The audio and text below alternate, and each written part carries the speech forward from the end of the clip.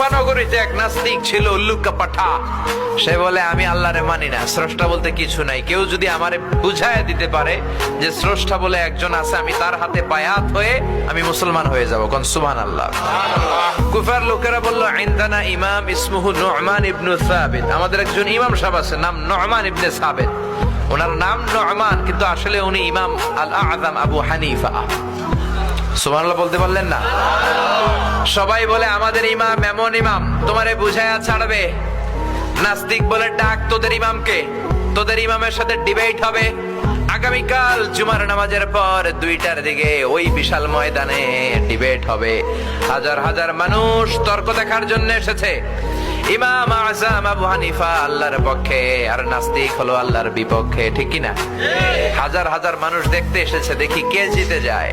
হাজার হাজার মানুষ আসলো, নাস্তিক আসলো, আসে নাই ইমাম আবু হানিফা। কে আসে নাই? 2টা বাজে আসে নাই, 2:30 বাজে আসে না, 3টা আসে না, উনি আসছে 4টার দিকে। 2 ঘন্টা লেট, 2 hours লেট অলরেডি। কয় ঘন্টা লেট? আসার পরে নাস্তিক বলে, কেমন ইমাম যার সময়ের জ্ঞান নাই, এর সাথে আমার কোনো তর্ক নাই। ইমাম আবু হানিফা বলে, ইনদি উযর, আমার কথা আছে, আই হ্যাভ এক্সকিউজ। কি এক্সকিউজ? সাইয়েদনা ইমাম আবু হানিফা বললেন, আমি ঘর থেকে বেরোলাম, প্রতিদিন নদী পার হয়ে আমরা আসি। আজকে ঘর থেকে বেরোয় দেখি নদীর সামনে নৌকা নাই, রাস্তায় কোনো মানুষ নাই, কেউ নাই। আমি হেঁটে হেঁটে নদীর কাছে যেয়ে দেখি নদীর পাশে বিশাল বড় গাছ। হঠাৎ দেখলাম এমনি এমনি গাছটা 2 ভাগ হয়ে গেল। এমনি এমনি গাছ থেকে তক্তা বের হয়ে গেল, করাত ছাড়া, মিস্ত্রি ছাড়া। এমনি এমনি গাছের তক্তাগুলো জোড়া লেগে নৌকা হয়ে গেল।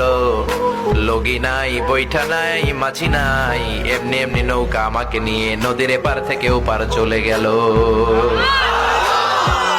এই বিশাল প্রসেসিংটা হইতে 2 ঘন্টা আমার দেরি হয়েছে, তো এই জন্য আই এম লেট, আমার দেরি হয়েছে।